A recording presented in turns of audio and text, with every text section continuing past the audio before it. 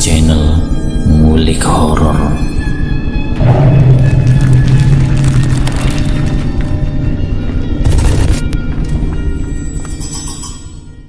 Assalamualaikum warahmatullahi wabarakatuh. Kembali lagi di channel Ngulik Horor. Channel ini menceritakan tentang kisah-kisah misteri. Kali ini saya akan membawakan kisah misteri yang diambil dari YouTube-nya Ngulik Misteri dan ditulis oleh @nafila. Kalian juga dapat mengunjungi YouTube-nya Ngulik Misteri ya. Nanti link saya akan sediakan di kolom deskripsinya. Oh ya, di dalam cerita ini nama dan tempatnya disamarkan semua ya, untuk menjaga privasi pihak yang terlibat di dalamnya. Yuk daripada kita lama-lama, langsung saja kita simak ceritanya. Bismillahirrahmanirrahim. Kali ini saya akan membawakan kisah misteri yang berjudul Pesugihan Siluman Ular. Kisah nyata ini dari si pelaku pesugihan yang belum lama terjadi dalam kurun waktu 3 tahun yang kemarin, tepatnya di tahun 2018. Kejadian ini pelaku pesugihan sebut saja namanya Benny dan istrinya sebut saja namanya Ella. Ella ini sangat iri dengan adik iparnya yang bernama Teguh. Si Teguh memang ia mendapatkan apa yang ia inginkan, dari mobil, motor, bahkan bisa merenovasi rumah. Dia mendapatkan pinjaman dari bank swasta. Ella yang melihat adik iparnya seperti itu, ia sangatlah iri. "Pak, adik bapak kok seperti itu sih? Punya segalanya?" tanya Bu Ella. "Dia bisa seperti itu kan karena dia pinjam uang dari bank, Bu," jawab Pak Benny. "Lah kita kapan kayanya seperti itu, Pak? Hidup kita seperti ini terus, tidak maju-maju. Usahanya Bapak apalagi, tidak ada peningkatan," ujar Bu Ella. "Ibu ini setiap melihat si Teguh, bawaannya emosi terus," jawab Pak Benny. "Lah bagaimana tidak emosi, Pak? Kita mesti dibanding-bandingkan sama orang-orang," ujar Bu Ella. "Ibu pengennya gimana? Pengen pinjam uang dari bank biar bisa kayak seperti adik saya," jawab Pak Benny. "Ya tidak juga, Pak," tukas Bu Ella. "Nah ya sudah, Bapak ini budek. Dengerin ibu selalu bilang pengen punya ini, pengen punya itu. Coba berusaha dengan apa yang ibu punya, bekerja sebisa mungkin, atau bantu Bapak jual tanah. Coba promosikan, jangan cuma bisanya iri setiap hari. Bantulah suami, coba tawarkan sana-sini. Kalau seperti ini terus, bagaimana kita bisa kaya, Bu?" kata suaminya sembari memberitahukan kepada istrinya agar usahanya bisa berkembang. "Iya, Pak, Ibu paham. Tapi kita juga sudah berusaha semaksimal mungkin. Tapi hasilnya tetap saja nihil. Sedangkan si Teguh baru kemarin sore, rumahnya baru, mobilnya baru, motornya juga baru. Anak-anaknya juga bisa kuliah lagi," ujar Bu Ella. Benny yang mendengar cerocosan dari istrinya itu memilih untuk pergi keluar karena jika diteruskan konflik itu akan semakin panjang, tidak ada habisnya. Dan singkat cerita, 1 tahun kemudian usahanya Pak Benny sama Bu Ella yang dirintis bertahun-tahun menjadi bangkrut. Semua yang diimpikan, yang dirancang sedemikian rupa ini tidak kesampaian, justru malah usahanya bangkrut. Pak Benny yang kalang kabut dengan kebingungannya, tapi tidak dengan Bu Ella. Dia justru santai dan mengambil jalan pintas yang menurutnya itu akan berhasil. Bu Ella memberi saran kepada Pak Benny agar ikut melakukan pesugihan. "Pak, bagaimana kalau kita ikut pesugihan saja, Pak?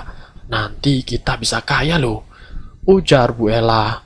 "Lah, memang ibu tahu tempat kayak gitu?" jawab Pak Benny. "Gampang lah soal itu.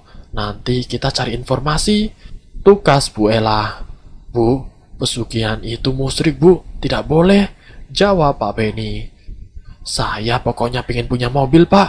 Biar ke pasar itu saya tidak jalan kaki terus. Masa Bapak tega melihat istrinya jalan kaki terus?" tukas Bu Ella.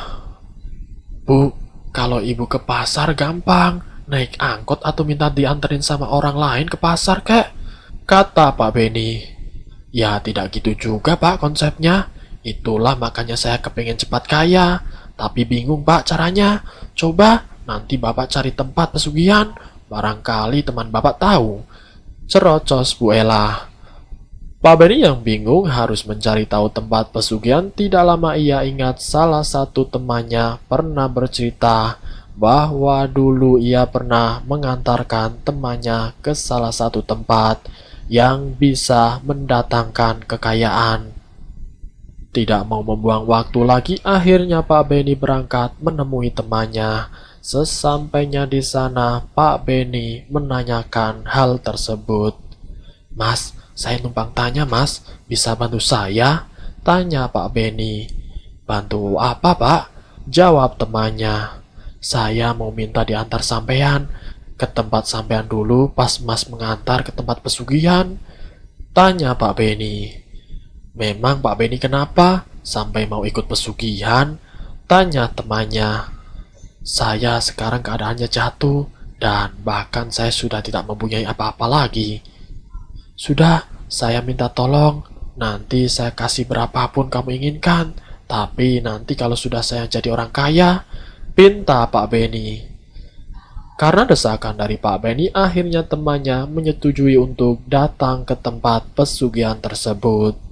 Singkat cerita, sesampainya di sana, temannya itu datang menemui juru kunci di sana.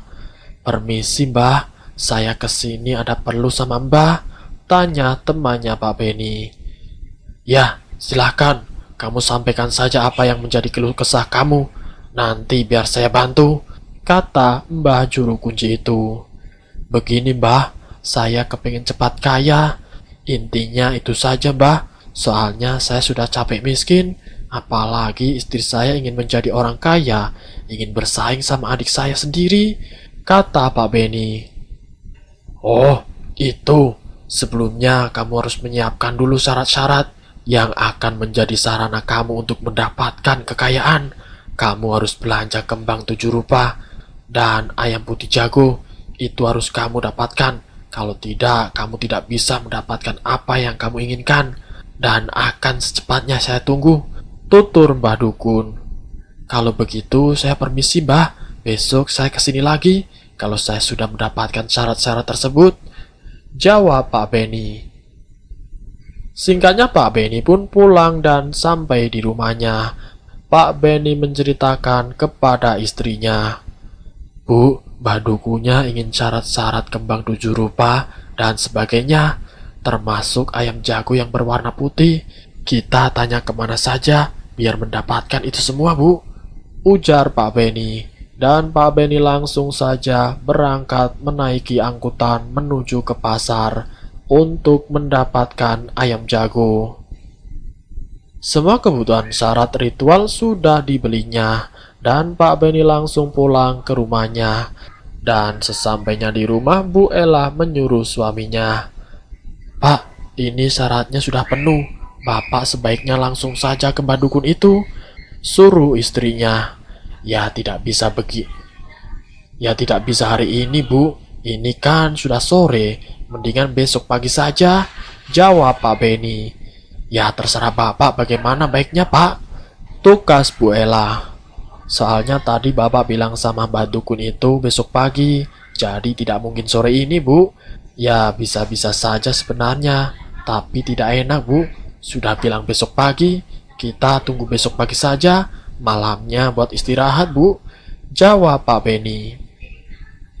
Singkat cerita, tadi pagi sehabis orang-orang melakukan sholat subuh, kisaran masih gelap, Pak Beni berangkat sendiri.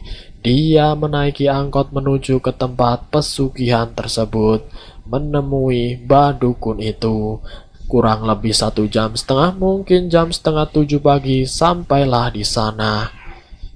Mbah, ini syarat-syaratnya sudah saya bawa semua.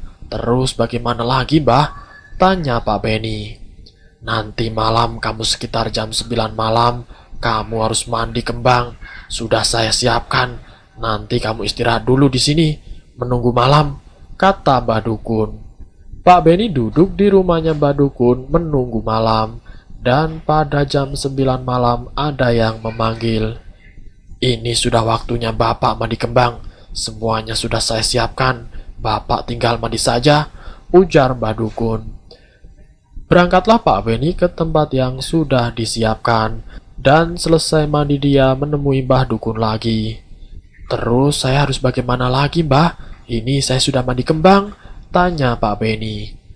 "Kalau kamu sudah selesai semuanya, sekarang ikut Mbah untuk menuju ke tempat ritual," jawab Mbah Dukun. Pak Beni pun langsung saja mengikuti langkah Mbah Dukun. Jarak yang ditempuh kurang lebih 10 menit dari rumahnya. "Pak Beni harus masuk ke dalam. Nanti kalau Bapak ditemui dengan makhluk apapun, Bapak jangan lari, jangan takut, sebab itu yang akan memberikan kekayaan dan keinginan Bapak sendiri," ujar Mbah Dukun. Dan Pak Beni pun langsung masuk ke dalam gua untuk melakukan ritualnya. Gua yang begitu besar, di dalamnya hanya terdapat satu lilin saja untuk menerangi Pak Beni. Dan jangan lupakan tentang sesajen. Di sana banyak sekali sesajen ritual. Singkat cerita, selesai melakukan ritual, dia datang ke tempat Mbah Dukun. Sesampainya di rumah Mbah Dukun yang sudah menunggu kedatangan Pak Beni. "Sudah selesai, Mbah. Terus bagaimana lagi, Mbah?" tanya Pak Beni. "Sekarang kamu sudah diterima menjadi abdi siluman ular. Soalnya tadi malam kamu pasti ditemui ular yang sangat besar kan?" jawab Mbah Dukun. "Iya, Mbah, tapi siluman ular itu tidak bilang apa-apa, Mbah. Dia langsung menghilang begitu saja," jawab Pak Beni. "Ya, saya tahu. Makanya nanti kamu harus melakukan ritualnya," ujar Mbah Dukun. "Iya, Mbah, terus ini apa lagi yang harus saya lakukan?" tanya Pak Beni. "Kamu harus menyembelih ayam putih yang sudah kamu bawa. Saya yang pegangin dan kamu yang menyembelih," jawab Mbah Dukun. Ketika Pak Beni akan menyembelih hampir 1 kali 2 kali gorokan ayam itu, Pak Beni seakan-akan mendengar jeritan kesakitan, rintihan suara orang tuanya. Tapi karena memang terlalu lama melakukan ritual, mungkin itu hanya halusinasi Pak Beni saja. Pak Beni pun tetap melanjutkan menyembelih ayam tersebut, hingga akhirnya selesai dan ayam itu pun mati.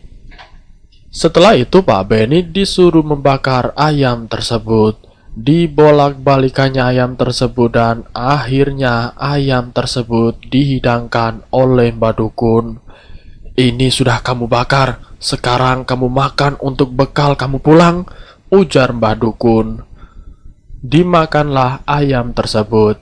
Karena mungkin terlalu lama Pak Beni melakukan ritual, sehingga 1 ekor ayam jago itu habis, tinggal tulang belulangnya saja.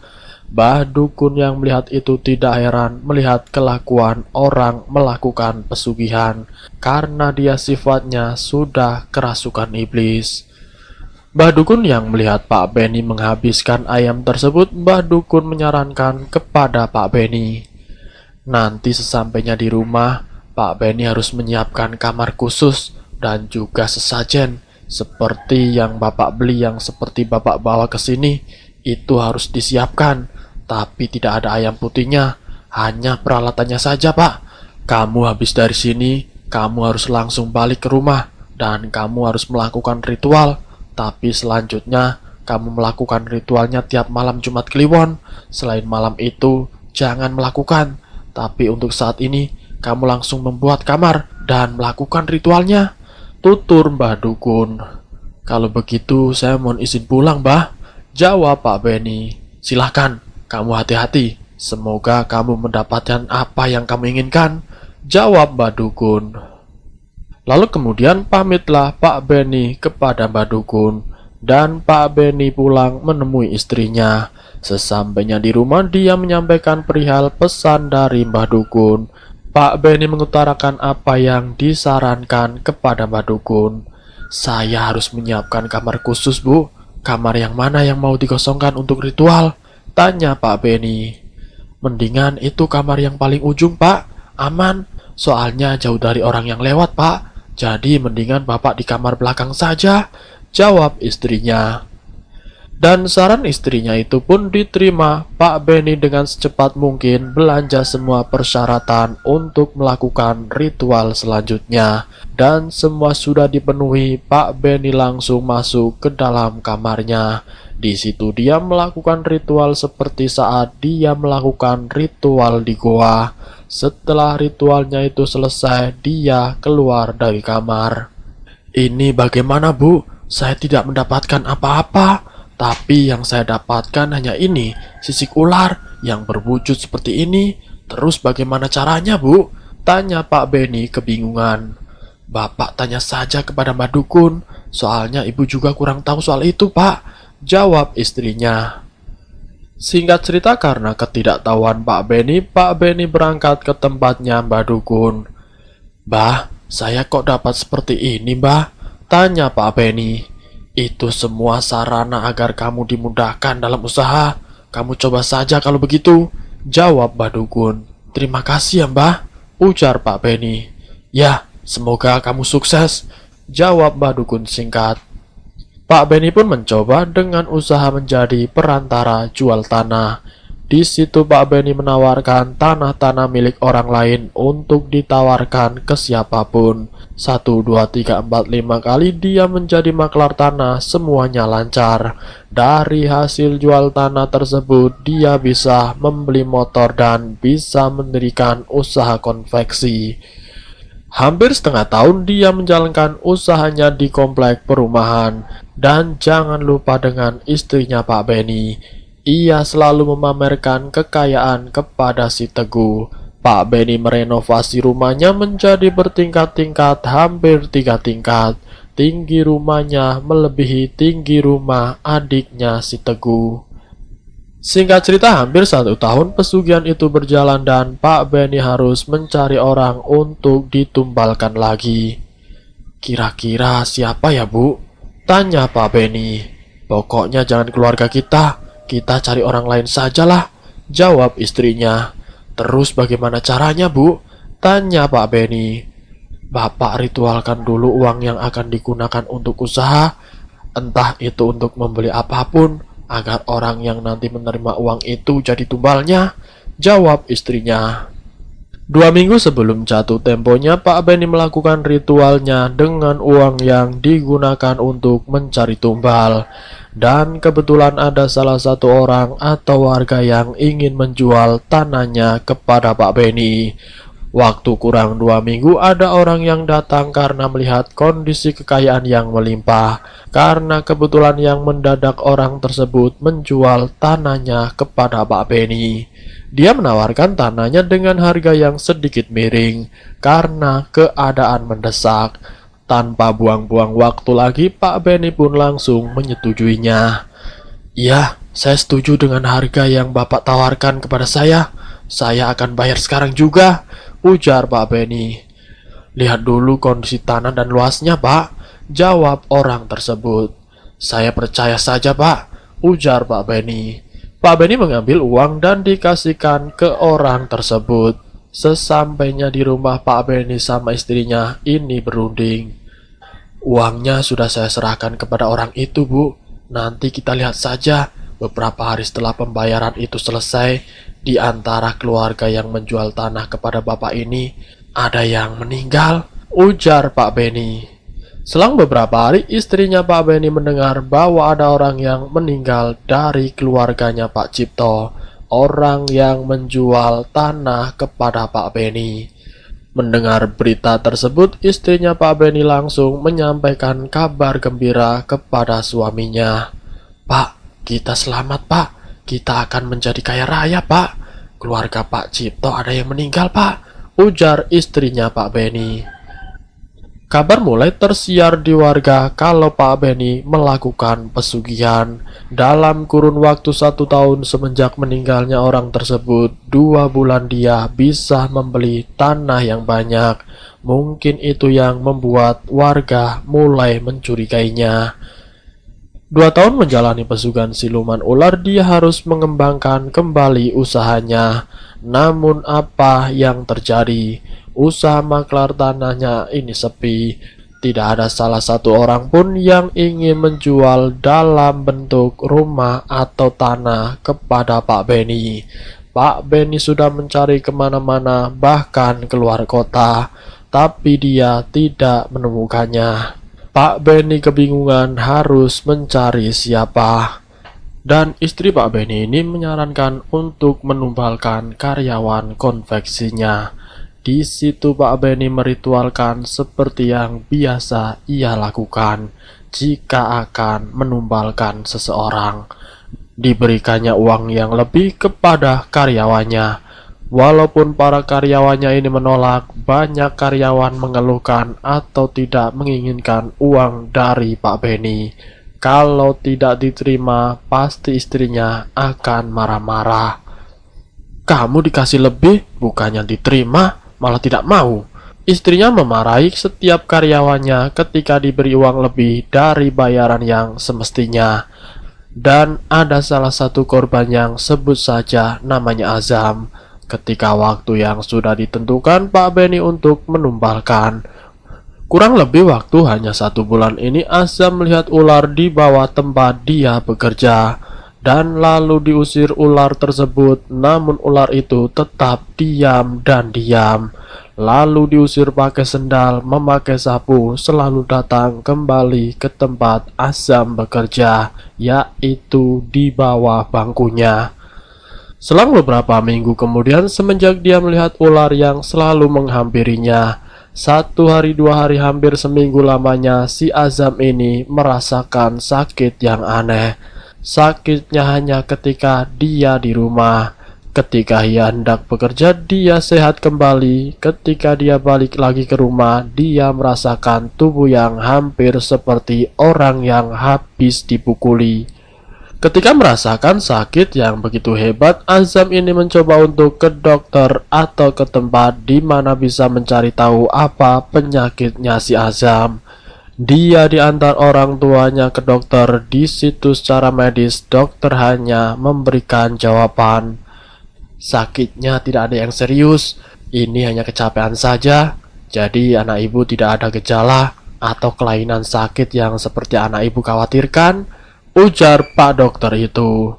Kurang percayanya ibunya terhadap dokter tersebut, ibunya mencari dokter yang lain dan jawabannya pun sama, secara medis tidak ada penyakitnya.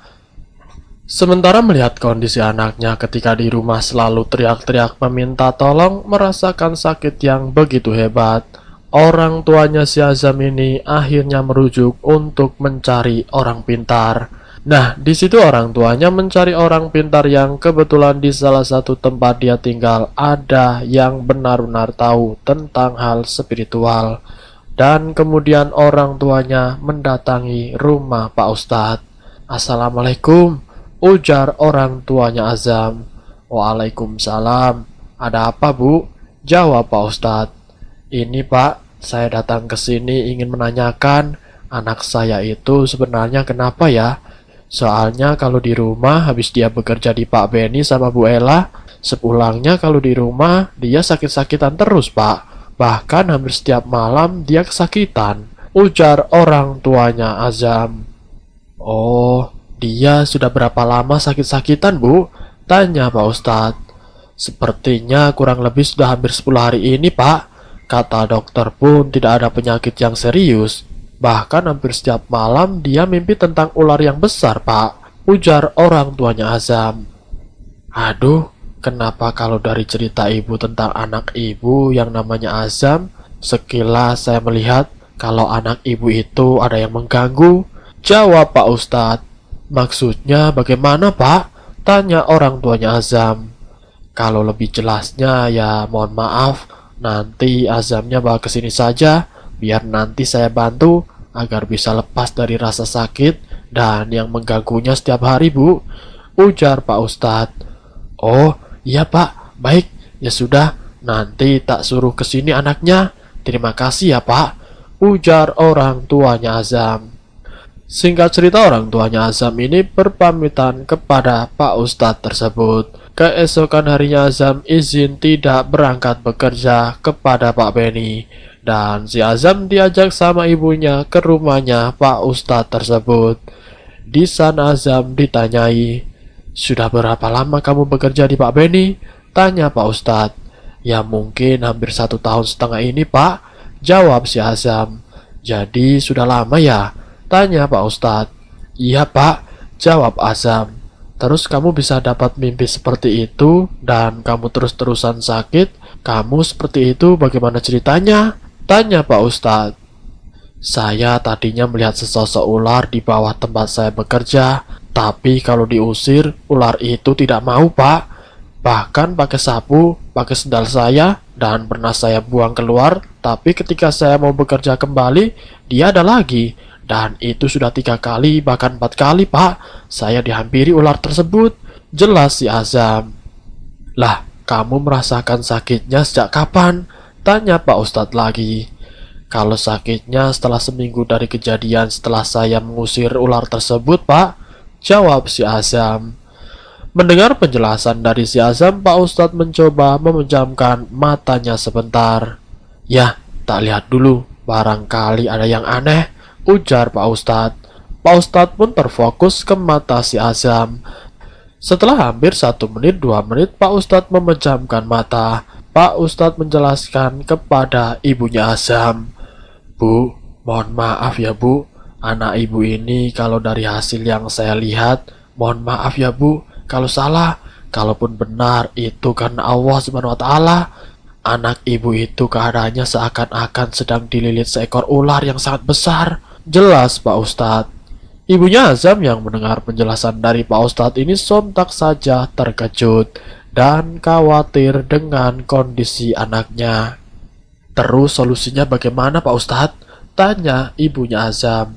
"Bu, anak ibu itu harus diruqyah. Kalau tidak diruqyah, mungkin anak ibu yang akan menjadi sarana orang yang mempunyai atau menyuruh siluman ular itu," ujar Pak Ustadz. Mendengar saran dari Pak Ustadz ini, akhirnya orang tuanya Azam menurutinya. "Kalau begitu, kapan anak saya mulai diruqyah Pak?" tanya ibunya Azam. "Mungkin 1 atau 2 minggu saya bantu si Azam untuk diruqyah di sini. Jadi sementara si Azam jangan pulang dulu ke rumah, biar Azam tinggal sama saya. Soal makan dan minum, ibu jangan khawatir, ibu bawa saja pakaian untuk si Azam," jelas Pak Ustadz. Singkat cerita, Azam tinggal di rumah Pak Ustadz kurang lebih 2 minggu. Hampir 2 minggu Azam di rumah Pak Ustadz, ibunya datang untuk menengok keadaan anaknya. "Assalamualaikum," ujar ibunya Azam. "Waalaikumsalam Bu, silahkan duduk Bu," jawab Pak Ustadz. "Mohon maaf, bagaimana kabar anak saya Pak?" tanya ibunya Azam. "Anak ibu keadaannya sehat-sehat saja, alhamdulillah Bu. Tentang siluman ular yang mengganggu anak ibu sudah berhasil dihilangkan," jawab Pak Ustadz. "Mohon maaf Pak Ustadz, saya datang ke sini memang belum waktunya anak saya pulang. Tapi tadi pagi saya mendengar berita duka tentang meninggalnya orang tua majikan dari si Azam," ujar ibunya Azam. "Innalillahi wa inna ilaihi roji'un. Maksudnya ibu siapa Bu?" tanya Pak Ustadz. "Orang tua dari istrinya Pak Beni," jawab ibunya Azam. "Apakah benar Bu? Saya tadi tidak mendengar Bu.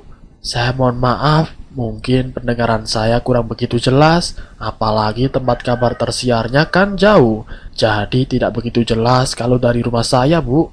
Jadi kurang tahu siapa tadi yang meninggal," ujar Pak Ustadz. "Menurut Pak Ustadz, mohon maaf ya Pak, saya nanya hal yang seperti ini," tanya ibunya Azam. "Silahkan Bu, tidak apa-apa," jawab Pak Ustadz. "Apa ada sangkutannya sama anak saya, sama meninggalnya orang tuanya si Ella, majikannya si Azam ini?" tanya ibunya Azam. "Saya juga kurang tahu pasti Bu, wallahu alam. Semua itu sudah ada ketentuan dan syarat-syaratnya. Soalnya apapun yang namanya pesugihan, tetap harus ada korban yang ditumbalkan. Mungkin si majikannya Azam ini tujuannya mengarah ke anak ibu. Tapi ya alhamdulillah, karena izin dari Allah, anak ibu masih diberikan umur sampai sekarang. Tapi yang ingin membuat Azam itu menjadi korban atau meninggal, itu kembali lagi kepada si pelaku," jelas Pak Ustadz. "Maksudnya Pak Ustadz apa ya?" tanya ibunya Azam.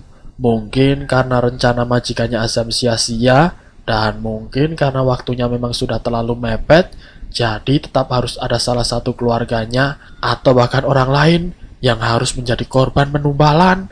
Tapi mohon maaf, itu semua perkiraan saya saja. Saya sendiri kurang paham. Yang terpenting di sini, pengaruh-pengaruh jahat yang selama ini Azam rasakan sudah hilang. Penjelasan dari saya tadi, ibu tidak perlu membesar-besarkannya ya, kata Pak Ustadz menjelaskan kepada ibunya si Azam. Singkat cerita, 2 minggu Azam diruqyah sama Pak Ustadz, akhirnya Azam kembali membaik. Lalu Azam diperbolehkan untuk pulang. Semenjak meninggalnya orang tuanya Bu Ella, Azam sudah tidak lagi bekerja di sana. Dia mendapatkan pekerjaannya di lain tempat, di mana di tempat adiknya Pak Benny, yaitu di tempat Pak Teguh yang sama-sama usahanya di bidang konveksi. Dan selesai. Semoga kisah ini menjadi pembelajaran untuk kita semua. Sesulit apapun dan kesusahan kita di masa sekarang yang seperti ini, semoga kita dijauhkan dari perihal-perihal yang menyekutukan dengan pergi ke tempat pesugihan. Ambil sisi positifnya dan buang jauh-jauh sisi negatifnya. Terima kasih sudah mampir di channel kami. Jika kalian tertarik dengan video kami, silahkan tekan tombol like, share, dan komen. Tekan subscribe untuk mengikuti video kami selanjutnya. Wassalamualaikum warahmatullahi wabarakatuh.